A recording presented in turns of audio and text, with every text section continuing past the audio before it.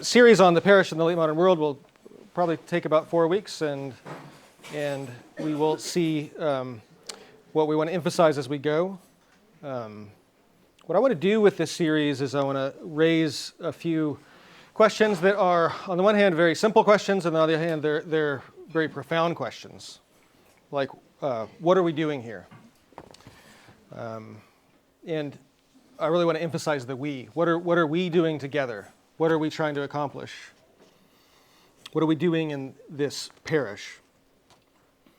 And what are we doing in the time and the place that God has given us? We'll be talking a little bit about that tonight, what this world that we live in, what the sort of challenges are, what the differences are from other periods of time in the Christian church. And then as we move on, hopefully we'll get more of a sense of how to evaluate, well, if we're doing a really good job, or what are some places that we might need to improve.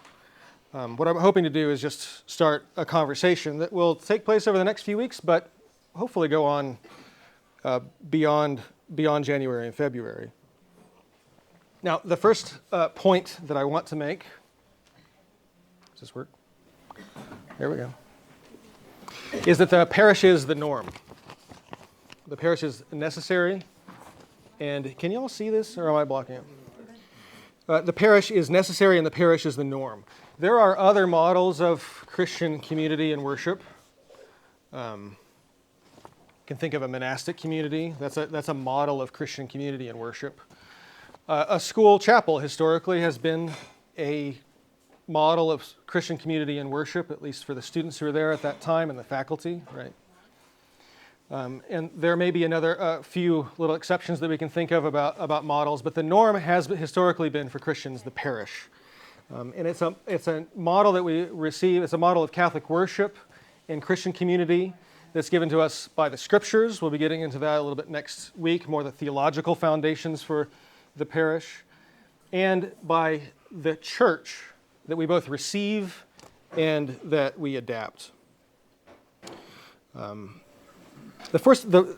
related point to this is that in order to be faithful to the parish as an institution, as a model of Christian worship, Catholic worship, and Christian community, it requires a kind of conservative disposition. And what I mean by that is not necessarily political, but more that our disposition should be one of conservation, of holding on to what's been given to us, being faithful to certain practices, and handing them on to the next generation. But one of the things that I want to focus on tonight is that we live in a very different world from the church of the early church, or the church. This is a picture, this is a really lovely picture of the catacombs in Rome around the year 200. The world that we live in at All Saints Anglican Church in the year 2026 is profoundly different from this world of the 2nd, 3rd, 4th, 5th centuries. And so one of the things that we need to be thinking about how to do this well is what are some things that we actually have to adapt? What are some things that have to change? And what are some things that we've already significantly changed in the way we do life together, the way that in some ways we pray together and worship together? And so this sort of second point is that adaptation point, right? In order to be faithful to the parish as a model, we have to have both a conservative disposition, but also a kind of radical disposition, a willingness to cut down to the root of things, to cut away what's not necessary. I was really having a lot of fun. I'm using the projector, by the way, because I'm going to use some maps. So this is actually necessary. But I had a lot of fun with slides. I just kept adding slides, and I thought, this is one of my favorite quotations. Let's see if I can do this. There we go. Jaroslav Pelikan, he's a church historian of the 20th century, a wonderful historian. He said that tradition is the living faith of the dead, and traditionalism is the dead faith of the living. I think it's a useful distinction. What that suggests to me, among other things, is what's been given to us is something that we have to adapt. We have to live it out authentically in the circumstances that's been given to us. So the question, though, is what's a good way of doing this and what's a bad way of doing this? Before we go any further, though, I want to go to a definition because it's important to make sure that we're on the same page.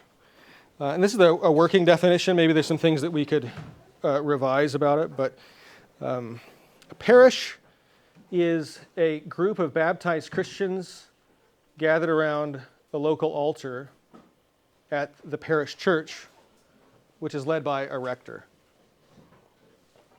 And I want to walk through this real quick. So it's a group of baptized Christians, right? Our baptism is what unites us to Christ, and it's our union with Christ that makes us all members of one another. And so that's an important and necessary part of the unity. It's a gathering, right? A church comes from the Greek word ekklesia, which means people who are called out, who are gathered together.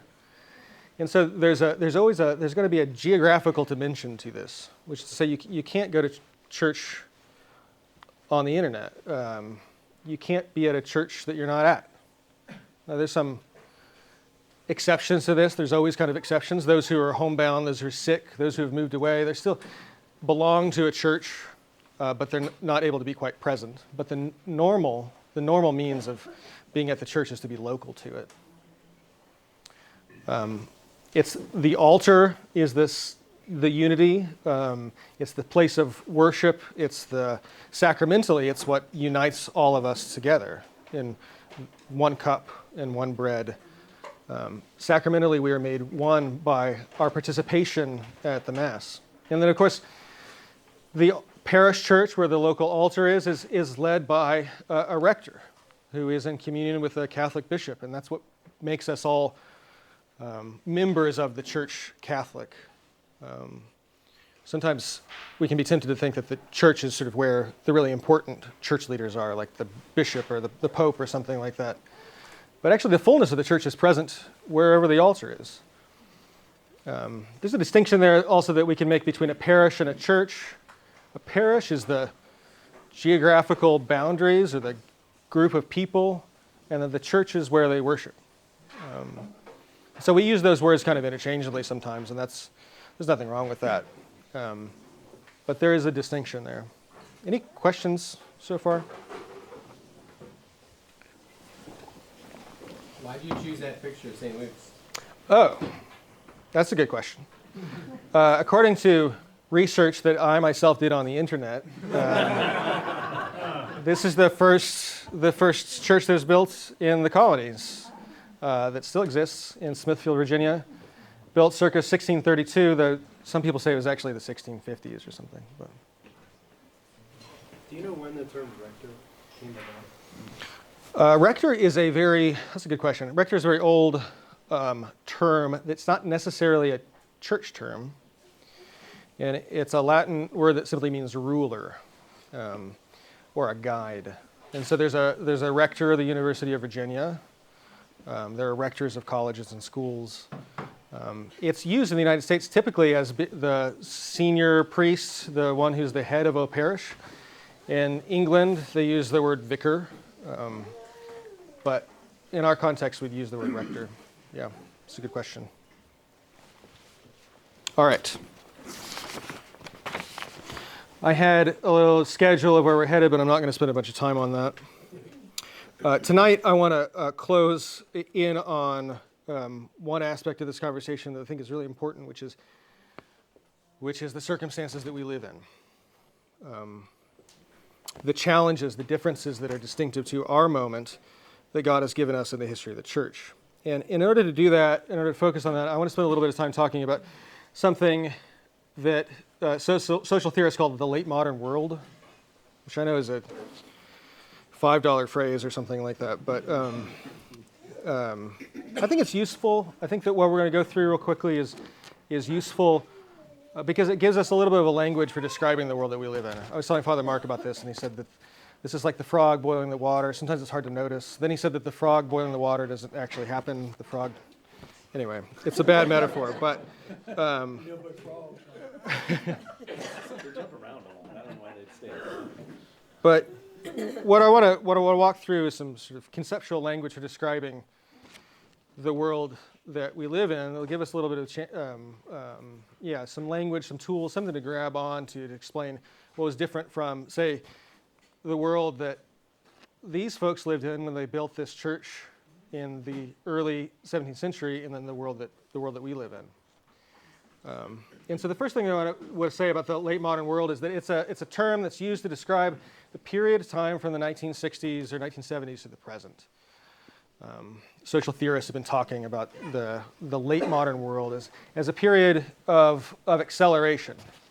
When did the modern world begin? Any ideas? Thomas, when did the modern world begin? 1453. 1453. That's oddly specific, but that's a good date. 15th century. Sometimes people push it. I assume you're thinking about like colonization or the New World or something. Thinking about Gutenberg's printing press and the fall of Constantinople and the first armies using gunpowder. That's good. That's a good anchor.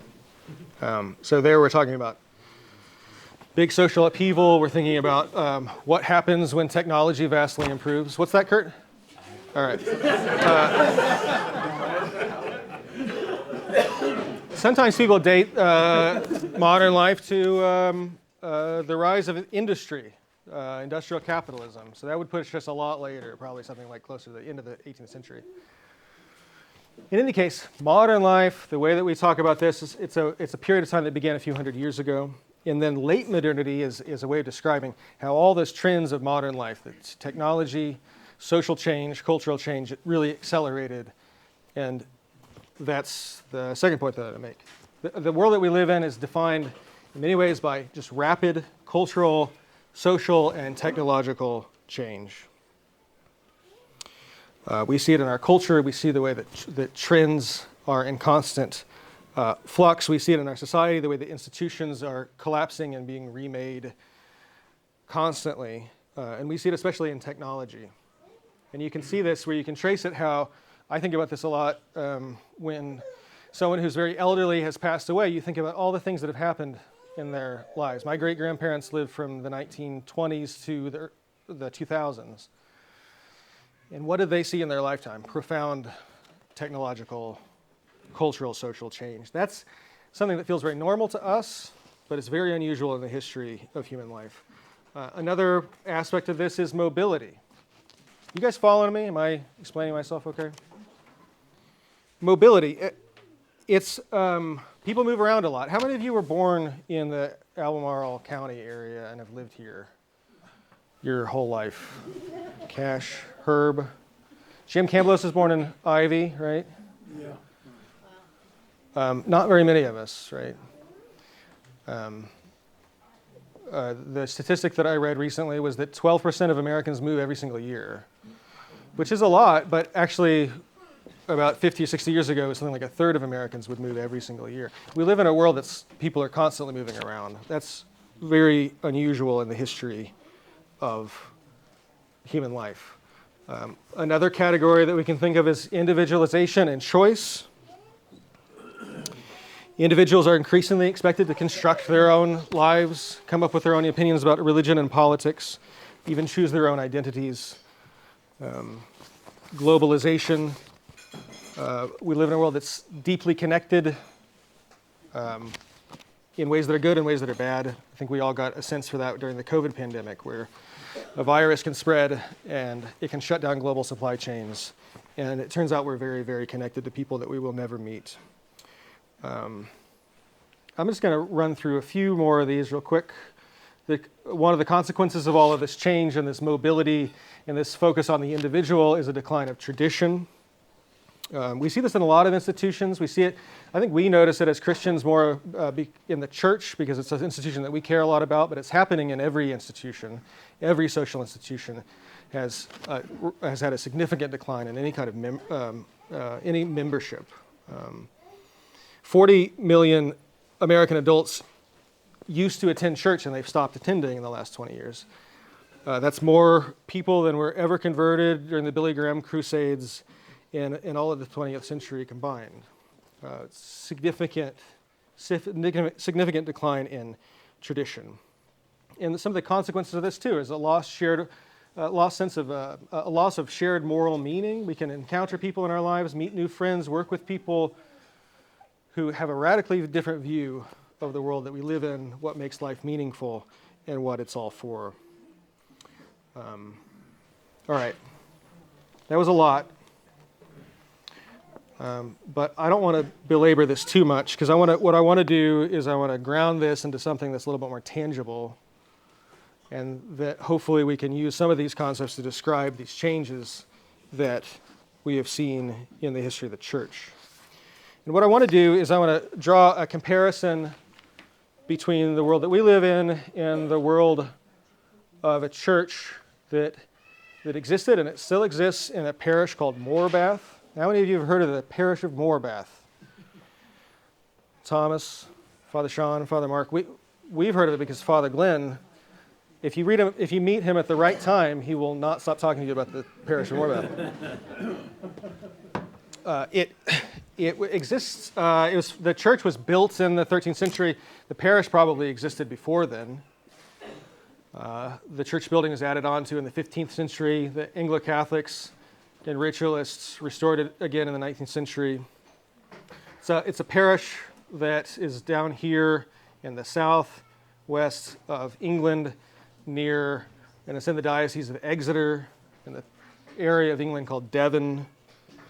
A lot of people know about Morbath because of this book by Eamon Duffy that Father Glenn has given many of us, called The Voices of Morbath.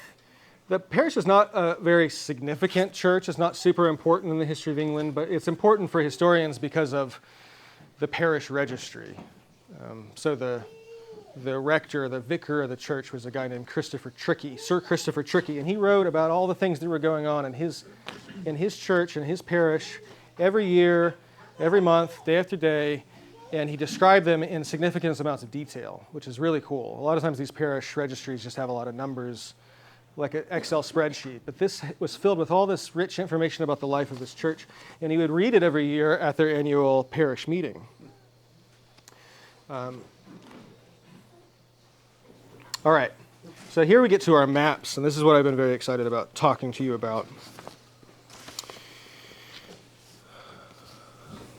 This is a map of the parish of Morbath. You can see here, there's a lot of you probably can't see it, but there's a little cross there.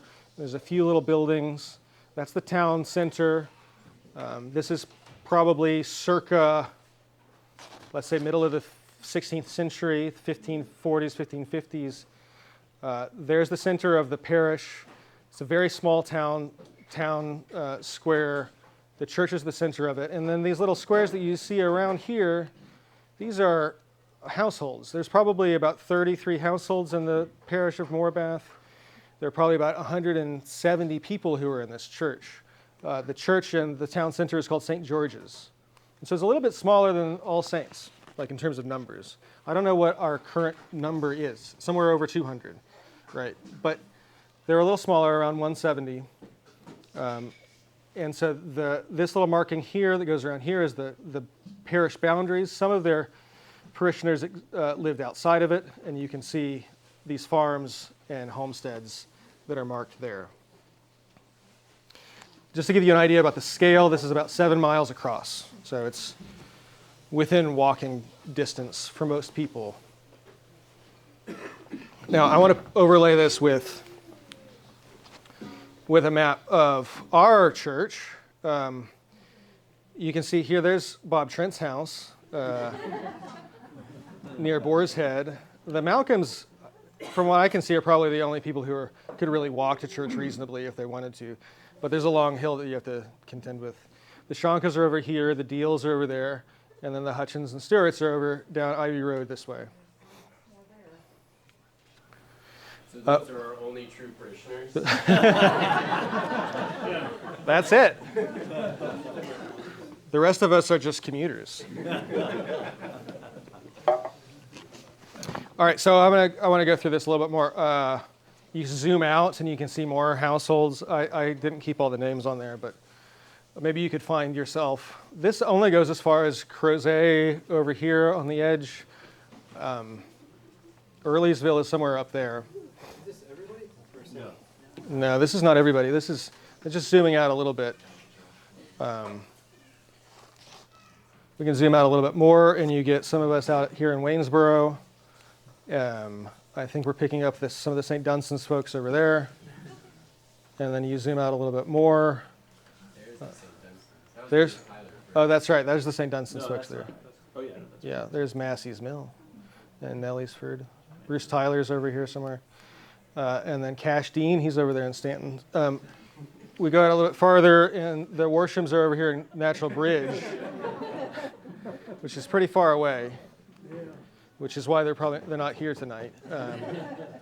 Just to give you an idea about the scale of what we're talking about here this is 80 miles from where the Worshams are, which, to be fair, does push us pretty far out, but up to Stannersville or to Gordonsville, it's about 80 miles.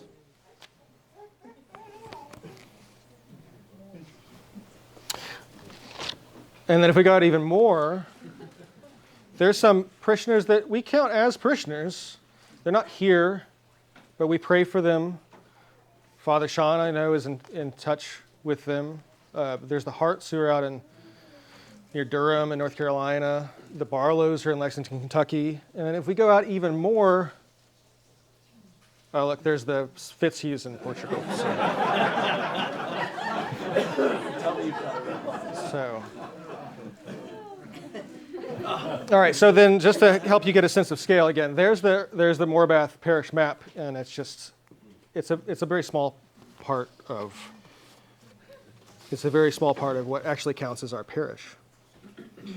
So I want to spend a little bit of time talking about what the lived experience is like between these two places. We have about 15 minutes. That clock is just a little bit fast, and I want to talk about the difference between the lived experience of 16th century parish in the southwest of England and All Saints Anglican Church today. And I want you guys to come up with some ideas about this too. So be thinking about what it would be like. What are the differences in daily parish life between their world and ours? But I want to start off with one simple observation. And one is that there are a lot more people where we live. Like I said, the parish there had about 170 people. In the area of Charlottesville, Albemarle, Nelson, Flavanna, Louisa counties, Greene, it's not a lot of people relative to some very populated urban areas, but it's at 275,000 people or so. If you add Augusta County, and we could also add Nelson and others, you get up over 500,000 people. Not a lot by American standards, but still a whole lot more than their world. What are some other observations that we might have about what it's like to be a part of a parish like theirs versus ours? How many houses in the Morbath map were not part of the parish? Did he only? The ones that are counted on the map are parishioners of the church. They may be outside what's called the parish, like county boundaries. The parish in England occupies a space that's a lot like a county in the United States. So those people are technically outside the parish boundaries, but they went to the St. George's Church. I think my question was different. Oh, Like we have like 500,000. How many people here? Tons of people in Charlottesville, right. but only 200 are in the church. That's right. But there, it's probably more like 90%. What percentage of it? If you live there, you are a part of the church. even if you didn't go. Yeah, even if you didn't go regularly, but you would be expected to go. Yeah. Were there legal requirements on how many times you had to go? Yeah, I think that the general legal requirement was that you had to go. You had to go at least once a year at Easter, right? According to Eamon Duffy, these folks went to church a lot, though. Probably 90% of them were there multiple times a month. So, but there's one of the things we can get into in a minute is that there's a significant amount of overlap between people's social worlds and the church in that context. Austin, you were going to say something? Well, yeah, I was going to say, the way it's arranged now, we're just much less likely to run into each other in day-to-day life. Yeah. You kind of, unless you ever, it's not going to be work probably at all, maybe school, but they're going to see each other. I'm assuming they're going to see each other in more of a lot every day. Every day. All life. Every day, yeah. yeah, they're working together, they're socializing together, they're helping each other out economically. The parish itself was an economic unit, so some of the funds that helped support the parish came from this flock of sheep that was actually that they would move and graze from one household farm to the other, and they did this rotational grazing, and so there was an overlap of people's identities, right? I think about this a lot. A lot of us are kind of coming out of jobs, sometimes families, other kinds of social situations that seem to have very little to do with what we do here, right? We're not likely to run into each other. Sometimes it's a surprise. You run into somebody at Kroger, and you say, "Oh, hey, what are you doing? Good to see you." There, you would see everybody very, very regularly, right? Other thoughts, observations? Thomas? There were no other churches in that parish town. There's no choice. Yes. Okay. I did one more slide for that. So this is just a list of some of the churches that are in the area. 350 by the list that I had. You could go to a lot of different churches. This is a choice, and we talk a lot about how consumer choice in church is like not a good way of approaching church, right? Because it's very self-reflective. It's very individualistic. It turns everything into what you like and what you don't like. But choice is not something necessarily that we choose to have. It's just given to us. We have to choose because there are so many other options. Other observations. Those are just the Christian churches. Those are just the Christian churches. Yeah. That's right.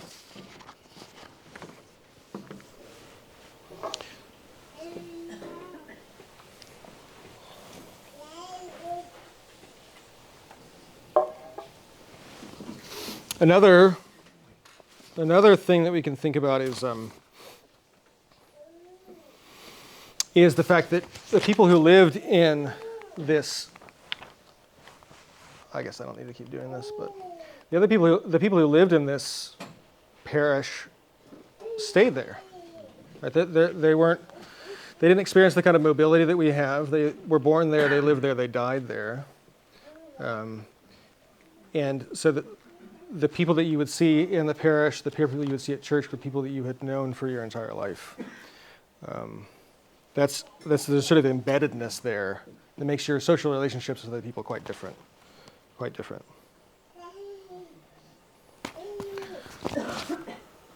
Yeah, Father James. This little parish of Udon, everybody knew you. There'd be very few secrets in the whole community. Yeah, very few. We can come and get to know each other quite well, and everybody has their secrets. Yep. Privacy. That's a very good observation. Yeah, we have a lot more privacy, and we have to choose. Do we have to choose to work at becoming known by one another instead of it simply being something that happens, whether we like it or not, right? Peter. The other thing is, like, you probably married someone from your parish, so like the families were linked. Absolutely. Yeah, families are very, very intertwined. The idea of going off somewhere and finding a new career somewhere else, and that being the norm was not in their minds.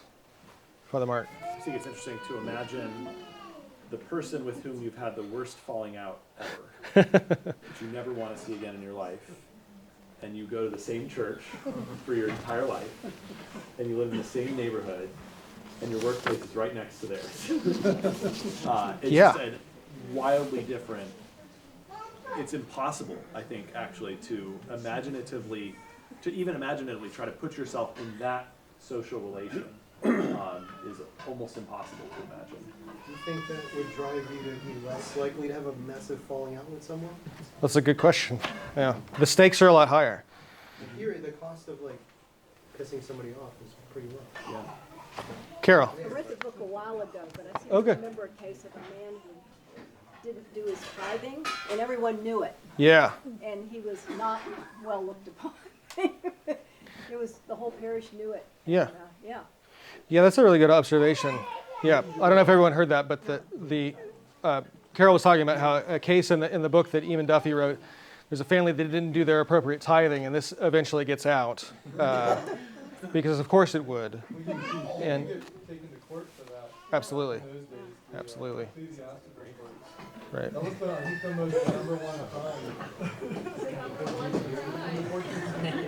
crime. Well, yeah, in the world where we don't have a separation of secular from religious, a tithe actually looks a lot more like an income tax that we experience from the federal government today. Anita? Well, that's what I was going to say, that not only are you probably related to everybody else distantly or closely, but your economic fortune is the same as everybody else. That because of your tithe, it's based on whatever income you're making That's or right. not making. Yep. And people know what your tithe is supposed to be. Right. Yeah, in this context, in the 16th century in Morbath, they didn't have vestries like we do, but those come about a little bit later. In the United States, there were vestries from the very beginning in Virginia, and those vestries occupied a kind of role in the social life as like a county commissioner or a city council. And so they provided help for the poor. They did a lot of the sort of planning and sort of legislating for the area. And so there's an overlap of the civic and the religious. Yeah, Matthew. Yeah, what would have been the average age of a parishioner then? Because I imagine, life expectancy being like 45 or something, these 170 people are probably all more marriageable than nowadays. That's a good question. I don't know what the average is. I think that the average life expectancy is actually quite a bit higher if you're not accounting for infant mortality. So they were probably quite a bit older. Yeah, if you live past the first 5 years of your life, you could expect to live into your 70s and the 50s. But so many children died young, it drives the average age. Yeah. A few more thoughts. So they were walking for the most part, we think, or to church? Oh, yeah. For 3.5 miles radially. Right. So that still takes, an hour. You said it's 8 miles from Seven side to side. 8 miles from side to side, right? So within the middle thing, I was thinking more like 3 or 4 miles is the Yeah, the 3 span of the miles middle. still So you might be takes, walking. So you'd be almost an hour. you're walking a mile and a half, maybe 2 miles, So something like measured that. in time, Yeah. we're closer, on average, than they were to church. That's They underwent more to get there than we did. in some ways, yeah. That's a really good observation, because one of the things that I'm hoping we can see by making these comparisons is there's some ways in which our life together can be done a lot better. It's not just a story about decline. It's not just a story about how things were good in the old days and now they're worse. There are some things that have improved, and we can use certain kinds of tools to spend time So together. you could always ride in church with your next door neighbor if you're far enough and they had like a cart. But it was, I suppose, the elements probably, right? Yeah. Yeah. This is all really great. Any other thoughts or questions? Yeah. With all your neighbors. You come alone. That's true. Yeah, we do. You probably didn't have many friends that weren't in the church. Yeah, right. There's a significant overlap between, and almost a total overlap between social life and church life. One of the things that Duffy talks about that's really interesting is that the Morbath Christians, they used the parish hall for a lot of things. A lot of parties, they brewed beer there and kept it there. The church and the parish hall were used for, not just for occasions like this, but for parties and for get-togethers and for men getting together and women getting together. We do some of that here too, right? Some of us have birthday parties here when we need to, or use it for other occasions. Father Kyle, if I remember, it's been a long time since I've looked at this, but didn't the parish have a communal set of fine dishes that Yeah. they would give and loan out for weddings and Yeah, that's right. birthday parties and all those things? Yeah, they did. Yeah. So when Thanks you for- needed to get married, the church actually provided the things you needed for your event. That's not so far away. I grew up in the 40s and 50s in Gordonsville, and the church loaned dishes out to anybody that needed them. That's great.